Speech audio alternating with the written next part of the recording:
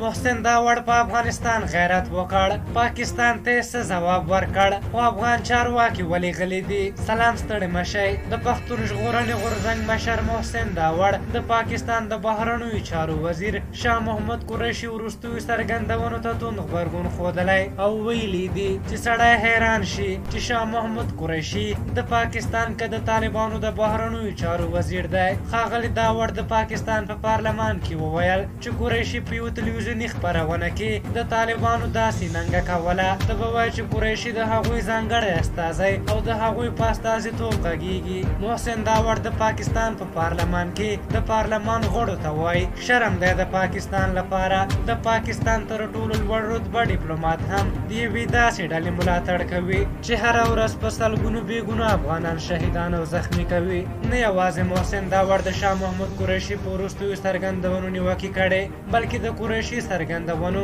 د ګڼو افغانانو غبرګونونه هم راپارولي دي. شاه محمود قریشي ویلي و چې طالبانو تاوتریخوالی نه دی ډېر کړی او تاوتریخوالي زیاتېدو په اړه مبالغه کیږي. دغه راز افغانستان کې نورې ډلې په تاوتریخوالي تورنې کړې وې. شاه محمود قریشي د یوې پوښتنې په ځواب کې چې آیا طالبان په کوټه او پېښور کې مرکزونه او شوراګانې لري او که نه، قریشي په ډېر محتاطانه ډول په ځواب کې وویل چې تر اوسه هېڅ داسې څه نه دي لیدلي چې په پاکستان کې د افغان طالب مشران شتون ولري. د شاه محمود قریشي خبرو ته بیا د افغانستان د ملي امنیت سلاکار حمدالله محب ځواب ورکړی و. محب ویلي و چې قریشي یا نادان دی او یا هم له طالبانو سره یو لاس دی، خو نور افغان سیاسون چې ګڼ امتیازات اخلي ځانونه ملي سیاستوال هم بولي چپه خوله دي او د پاکستان د یوې خبرې ځواب هم نه وایي. خو محسن داوړ بیا د قریشي او پنجاب ځواب وویلو. په هر حال تاسو د قریشي د خبرو او د محسن داوړ د ځواب په اړه څه نظر لرئ؟ خپل نظرونه مو راته په کومنټ کې ولیکئ. که زموږ ویډیو مو خوښه شوې وي ضرور لایک کړئ.